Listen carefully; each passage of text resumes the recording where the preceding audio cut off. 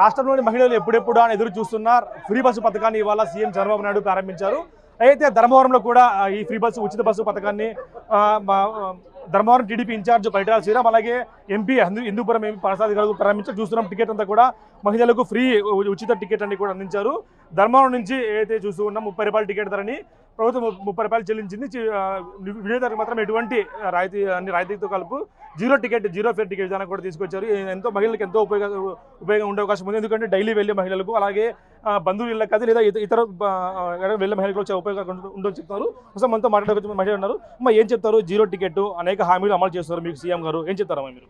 మహిళలని ఎక్కడైతే గౌరవిస్తారో అక్కడ దేవతలు కొలువు ఉంటారు అంటారు కదా, దానికి నిదర్శనము నారా చంద్రబాబు నాయుడు గారు, అలాగే మాకు ఇక్కడ నియోజకవర్గం ఇన్ఛార్జ్ అయిన పరిటాల శ్రీరామన్న గారు. కాబట్టి స్త్రీశక్తి అనే టికెట్ని దీనికి పేరు పెట్టి మా మహిళలకి ముందుగా గౌరవం ఇచ్చి మాకు మహిళలకి ఎటువంటి ఇబ్బంది లేకుండా ఎక్కడైనా ప్రయాణం చేసేటప్పుడు సేఫ్టీగా ఉంటూ అలాగే మాకు ఏదైనా కూడా ముందస్తు ఖర్చుల భారం తగ్గుతుంది. ఆర్థికంగా ముందుకు సాగాలంటే దానికి ముఖ్యంగా మహిళని గుర్తించేది కేవలం నారా చంద్రబాబు నాయుడు గారు. దీప పథకం కింద గ్యాస్ సిలిండర్ ఫ్రీగా ఇస్తున్నారు, 3 గ్యాస్ సిలిండర్లు, డ్వాక్రా సంఘాలు పెట్టారు. ఇవాళ ఫ్రీ బస్సు కూడా ఎలా అనిపిస్తుంది మీకమ్మా? చాలా ఆనందంగా ఉంది. మాకు సీఎం గారిని గెలిపించుకున్నందుకు మేము చాలా సంతోషపడుతున్నాము. ఇలాగే సార్ కూడా ఎక్కువ మమ్మల్ని మహిళల్ని ఇంకా గుర్తించి మమ్మల్ని ముందుకు తీసుకుని వెళ్తారని ఖచ్చితంగా మేము నమ్ముతున్నాము. మరికొంత మహిళలు మాట పంచిద్దాం కొంచెం ఎలా ఉందనేది కూడా. ఎలా అనిపిస్తుంది ఇట్లా ఫ్రీ బస్సు కానీ డ్వాక్రా సంఘాలు కానీ దీప పథకం కింద మీకు గ్యాస్ ఫ్రీగా ఇస్తున్నారు, ఎలా అనిపిస్తుంది మీకు? సీఎం గారికి ఏం చెప్తారమ్మా? ముందుగా మన చంద్రబాబు నాయుడు గారికి మన ధన్యవాదాలు. ఎందుకంటే మన చంద్రబాబు నాయుడు ముందు నుంచి స్త్రీలకంటే ప్రత్యేక గౌరవం ఇస్తారు మనకి. ఆయన హయాంలో మేము ఇంకా బలోపేతమవుతాము. ఒక డాక్రా సంఘాల ద్వారా కానీ ఒక మహిళలకి ఇట్లా గ్యాస్ ఫ్రీ దీపం పథకం కింద 3 గ్యాసులు సంవత్సరానికి ఇవ్వడం కానీ ఇదంతా మహిళలకి మాకు ఇంటి బరువు బాధ్యతల్లో మాకు చాలా భారం తగ్గుతుంది. అది చాలా మాకు సంతోషదాయకంగా ఉంది. మన చంద్రబాబు నాయుడు గారి విధానాలు చాలా ఒక మంచి విజన్ ఉన్న నాయకుడు. మాకు ఇట్లాంటి పథకాలు ఇంకా ముందుకు తీసుకొచ్చి మమ్మల్ని ముందుకు నడిపిస్తాడని మేము సంతోషిస్తున్నాము. ఇట్లాంటి పథకాలు ఇంకా ముందుకు రావాలని మేము కోరుకుంటున్నాము. ఆయన హయాంలో మేము మహిళలు ఇంకా బలోపేతంగా మేము తయారవుతాము. మా కుటుంబానికి మేము ఆర్థికంగా కూడా తోడవుతాము. అది మాకు చాలా సంతోషంగా ఉంది. మా పిల్లలకి చదువులకు కానీ ఏదైనా కానీ మనకన్నిటికీ మన చంద్రబాబు గారి నాయకత్వంలో మేము బలోపేతంగా స్త్రీశక్తి ఇంకా ముందుకు ఎదుగుతుందని ఆశిస్తున్నాం. బస్సు మొత్తం కూడా ఒకటే అనిపిస్తుంది, జై బాబు జై బాబు అంటూ కూడా మహిళలంతా ఎంతో ఆనందంగా ఉన్న పరిస్థితి. మనతో మాట్లాడేందుకు తమ్ముడు టీడీపీ ఇన్ఛార్జ్ పరిటాల శ్రీరామ్ గారు ఉన్నారు, మాట్లాడుతుంది. సరే ఏం చెప్తారు? ఇవాళ బస్సు రాష్ట్రం అంతా ఒకటే నినాదం, జై బాబు జై బాబు, ఉచిత బస్సు ప్రయాణము, అలాగే ఈ నెలలో అన్నదా సుఖీభవ, చేనేతలకు మరో డబ్బులు విడిచే పథకము, అలాగే మహిళలకు దీప పథకం కూడా అమలు చేసిన ఇప్పటికే. ఏం చెప్తారు దీని గురించి? ఈరోజు ఏవైతే మొత్తం పథకాలు సూపర్ 6లో పథకాలు ఏవైతే చెప్పుకున్నారో అండి, అది కాకోకుండా ప్రాంతీయ పరిస్థితులను బట్టి కూడా ఏవైతే పథకాలు కానీ లేకుంటే హామీలు కానీ ఇచ్చున్నారో అవన్నిటినీ పూర్తి స్థాయిలో నెరవేర్చడం అనేది చంద్రబాబు నాయుడు గారు సక్సెస్ అయ్యారనే విషయాన్ని మనం చూసుకోవాలి. ఈరోజు ఎక్కడే కానీ కక్షపూరిత రాజకీయాలు లేకోకుండా ఈరోజు పింఛన్లు చూసాము. గవర్నమెంట్లు మారంగానే పింఛన్లు బీకేశారు, పథకాలు రాకుండా చేశారు. కానీ ఇక్కడ ఎవరికి ఇబ్బంది లేకోకుండా ప్రతి ఒక్కరికి గవర్నమెంట్ నుంచి జరగాల్సిన లబ్ధి పూర్తి స్థాయిలో జరిగేటట్టుగానే నిర్ణయాలు అంటే అదే రకంగా ఉన్నాయి. ఈరోజు ఇదే బస్సే చూసాం, ఇందులో మహిళలు కూర్చొని ఉంటారు. ఇందులో ఏ పార్టీకి సంబంధించిన వాళ్ళని అడగరు, ఏ క్యాస్ట్ అని అడగరు, ఏ కులం అని లేకుంటే ఏ మతం అని అడగరు. ఎవరైనా సరే మహిళ అయి ఉంటే వారికి పూర్తి స్థాయిలో ఉపయోగపడాలి గవర్నమెంట్ అనే ఒక నిర్ణయాన్ని తీసుకున్నారు. తెలుగుదేశం కానీ కూటమి కానీ ప్రభుత్వం కానీ తీసుకునే ప్రతి నిర్ణయము ఇదే రకంగానే ఉంది. ఈరోజు అన్నదాత సుఖీభవ చూసాం. ఎక్కడ ఏ రైతుని ఏ పార్టీ అని అడిగింది లేదు, లేకుంటే ఏ ప్రాంతం వాళ్ళు అడిగింది లేదు, ఏ నాయకుని ఇష్టపడతామని అడిగింది లేదు. ప్రతి రైతుకు ఉపయోగపడేటట్టుగానే ఈరోజు ఆ కార్యక్రమాన్ని కూడా చేపట్టడం జరిగింది.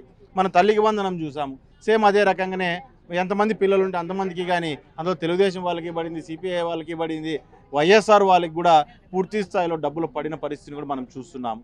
సో ఈ రకంగా ఏదో ఒక మంచి వాతావరణాన్ని మనం కలిగించాలి రాష్ట్రంలో. ఆ మంచి వాతావరణం వస్తేనే రాష్ట్రం అభివృద్ధి చెందుతుంది. ప్రజల్లో ఆ కల్మషం అనే దాన్ని తొలగించాలి అనే దాంట్లోనే మొట్టమొదటిగా చంద్రబాబు నాయుడు గారు ఒక మంచి నిర్ణయంతో ఈరోజు ముందుకు వస్తున్నారు. దానికి కూటమి ప్రభుత్వం మిగతా 2 పార్టీలు కూడా పూర్తి స్థాయిలో మద్దతు తెలుపుతూ ఆయనతో పాటు ఆయన తీసుకునే నిర్ణయాలకి కలిసి వస్తున్నందుకు చాలా ఆనందంగా ఉందండి.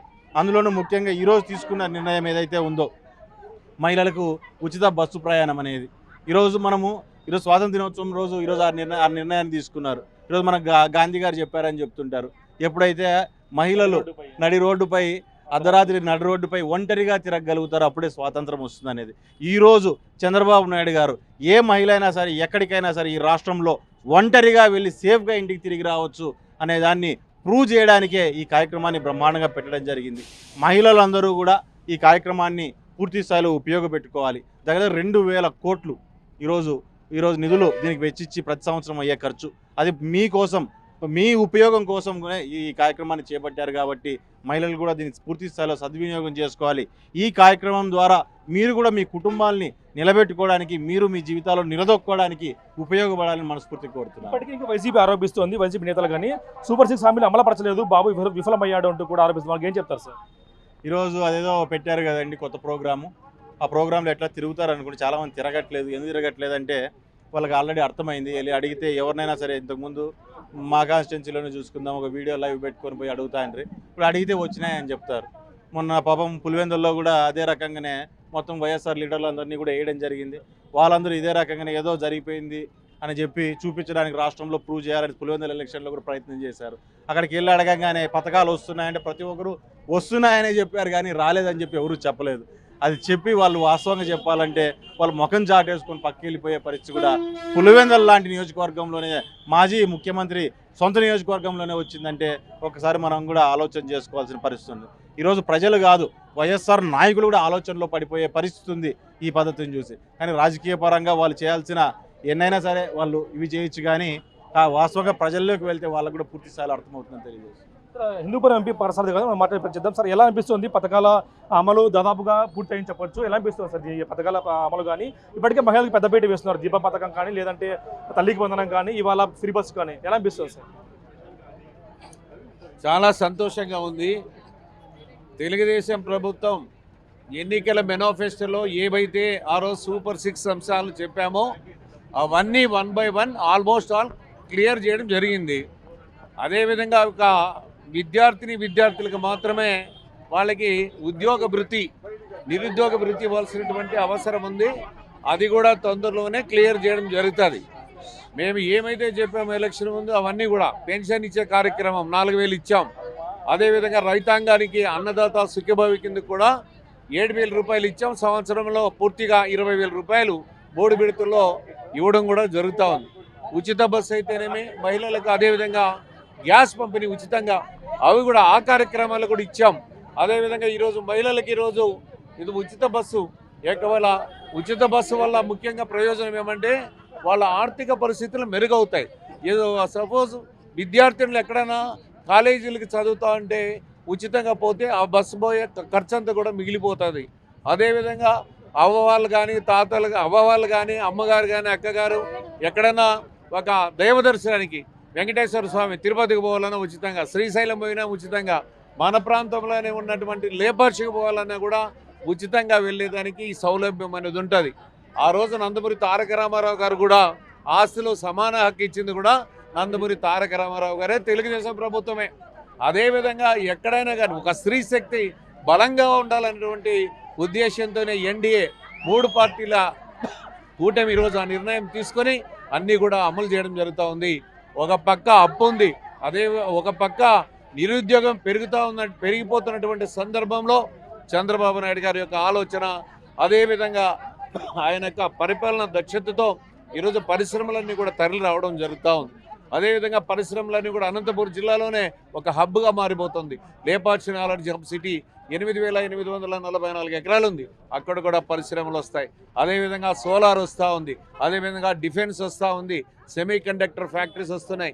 ఇవన్నీ కూడా వస్తే ఇంకా ఈ ప్రాంతం మంచి ఆర్థిక పరిపుష్టి ఉన్నటువంటి ప్రాంతంగా మారుతుంది.